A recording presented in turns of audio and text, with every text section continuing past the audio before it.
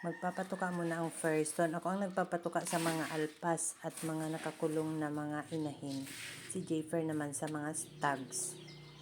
Kailangan unahin patukain ang mga alpas para hindi agawan ang mga stags na nasa fly pen pag pinatuka ni Jayfer. Diyan ko sila pinapatuka sa may broodcock para madali din silang mababahan ng broodcock namin.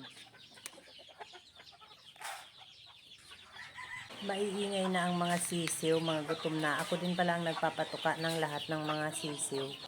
Ayan, maiingay na kasi wala na palang patuka.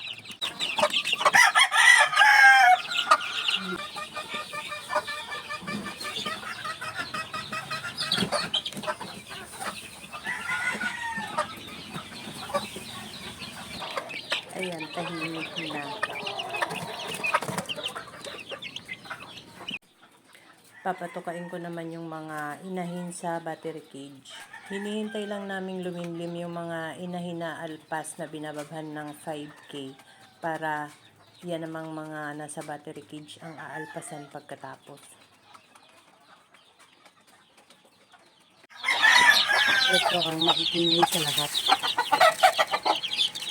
Dami pa nila.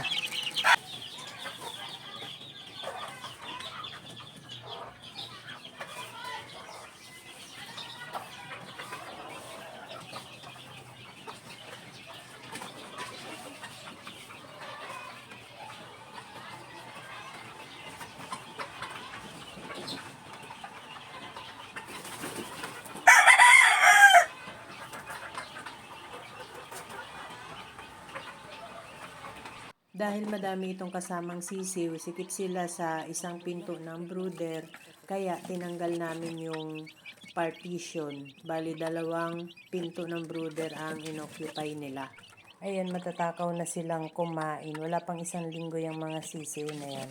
Magaganda ang sisiw pag may kasamang inahin, wag lang talagang aalpasan muna. Tahimik na yung mga alpas at nakatuka na.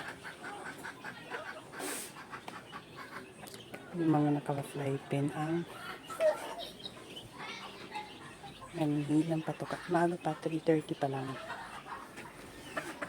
Yung iba ay tinali na. Kulang pa ng talian.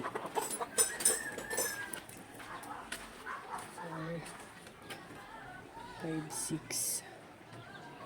Kulang pa ng 4 hanggang 5 talian. Ayan, pinatuka na ni Jayfer, pero kailangan pa rin talagang bantayan at lumalapit pa rin ang mga alpas nakikiagaw sa patuka. Yung mga nakatali sa gilid, nilalagay ulit sa fly pen pag pinapatuka. At dyan sila magdamag sa fly pen dahil paggabi ay naulan. Oo nga, nag-uulan paggabi. That's all mga kanokis. Thank you so much for watching. Please like, share, and follow for more. Bye!